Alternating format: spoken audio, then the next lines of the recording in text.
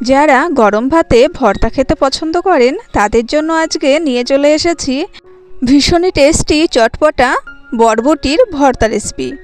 বরবটির এই ভর্তার রেসিপিটি তৈরি করা ভীষণই সহজ, তবে খেতে হয় কিন্তু অসাধারণ। গরম ভাতে এরকম একটু ভর্তা হলে আর কোনো কিছুই লাগে না, এক থালা ভাত নিমেষেই শেষ হয়ে যাবে। তো চলুন দেখে নেওয়া যাক আজকের এই বরবটির ভর্তার রেসিপিটি।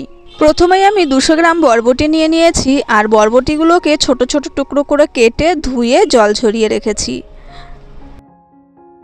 এদিকে ওভেনে একটা কড়াই বসিয়ে দিয়েছি, আর গ্যাসের ফ্লেম অন করে বরবটিগুলোকে দিয়ে দিলাম, আর দিয়ে দিচ্ছি হাফ কাপ মতন জল। বরবটিটাকে জাস্ট একটু ভাপিয়ে নেব, একদম বয়েল করব না, জাস্ট 30% মতো বয়েল হবে, এরকমভাবে ভাপিয়ে নিতে হবে। আর তার জন্য হাফ কাপ জলে যথেষ্ট। মিনিট 2 বাদে ঢাকা চাপাটা খুলে নিয়েছি, আর দেখুন বরবটির জলটা টেনে গেছে, বরবটি কিন্তু ভাপানো হয়ে গেছে। বরবটি বেশি ভাপানো হয়ে গেলে কালারটা কিন্তু চেঞ্জ হয়ে যাবে, সবুজ থাকবে না, একটু লালচে কালার এসে যাবে। তো যেটুকু জল আছে এই জলটুকু টানিয়ে বরবটিটাকে নামিয়ে নিতে হবে।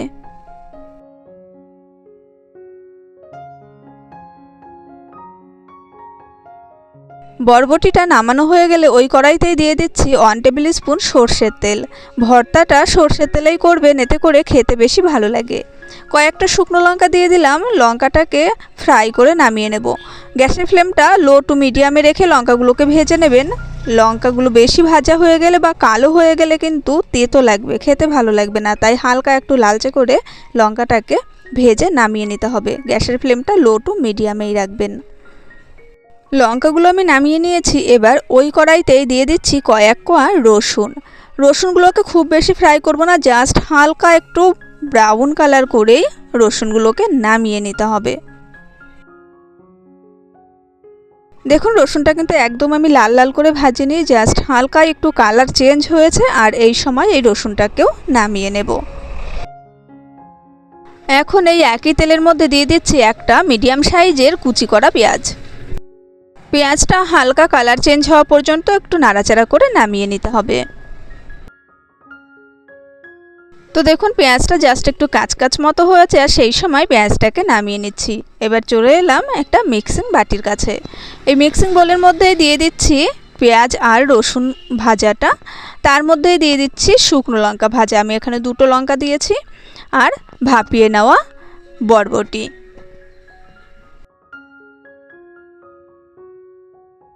দিয়ে দেব 2টো পাকা লঙ্কা, আপনারা এখানে কাঁচা লঙ্কা ব্যবহার করতে পারেন। এখন এটাকে জল ছাড়া একটা পেস্ট তৈরি করে নিতে হবে। তো দেখুন জল ছাড়া আমি পেস্টটা তৈরি করে নিয়েছি, আর একদম শুকনো শুকনো একটা পেস্ট তৈরি হয়েছে। এখন চলে এলাম ওভেনের কাছে। কড়াইতে সামান্য একটু সর্ষের তেল দিয়ে দিয়েছি, আর এই তেলের মধ্যে দিয়ে দিচ্ছি কালো জিরে ফোড়নে। জাস্ট 30 সেকেন্ড মতো একটু অপেক্ষা করব ফোড়নটা একটু ভাজা হওয়ার জন্য, আর তারপরেই দিয়ে দিচ্ছি বেটে রাখা বরবটি।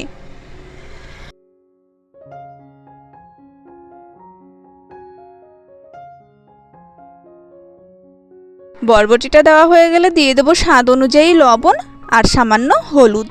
লবণটা একটু বুঝে দেবেন, যেহেতু এটা ফ্রাই করার সময় বরবটি কিন্তু আরও খানিকটা কমে যাবে, তাই লবণটা একটু কম রাখবেন। এবার এটাকে নাড়াচাড়া করে জাস্ট ফ্রাই করে নিতে হবে, আর কোনো কাজ নেই। এটাকে শুধুমাত্র ভাজা ভাজা করে নেব, যতক্ষণ পর্যন্ত কড়াই থেকে এটা সম্পূর্ণ ছেড়ে না আসে ততক্ষণ পর্যন্ত। আর গ্যাসের ফ্লেমটা অবশ্যই রাখবেন লো টু মিডিয়ামের মাঝামাঝি। হাই ফ্লেমে এটা ভাজতে যাবেন না, তাহলে কিন্তু পুড়ে যাবে, খেতে ভালো লাগবে না। তো আশা করছি এই সহজভাবে তৈরি বরবটির ভর্তার রেসিপিটি আপনাদের ভালো লেগেছে। ভালো লাগলে চ্যানেলটা সাবস্ক্রাইব করার অনুরোধ রইল। পাশে অবশ্যই ক্লিক করে রাখবেন, যাতে আমি নতুন নতুন রেসিপি শেয়ার করার সঙ্গে সঙ্গে নোটিফিকেশান পেয়ে যান। আর এদিকে দেখুন আপনাদের সঙ্গে কথা বলতে বলতে বরবটির রেসিপিটা কিন্তু একদমই রেডি হয়ে গেছে। কড়াই থেকে সম্পূর্ণ ছেড়ে আসছে, আর একদমই কড়াইতে লেগে যাচ্ছে না।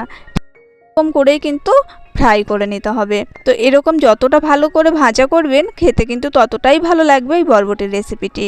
তো দেখুন আমি এটাকে সার্ভ করে দিয়েছি, দেখতে যতটা সুন্দর হয়েছে খেতে কিন্তু ঠিক ততটাই ভালো লাগবে। তো আজকের মতো টাটা, দেখা হবে পরের রেসিপির সঙ্গে, সেই পর্যন্ত ভালো থাকবেন।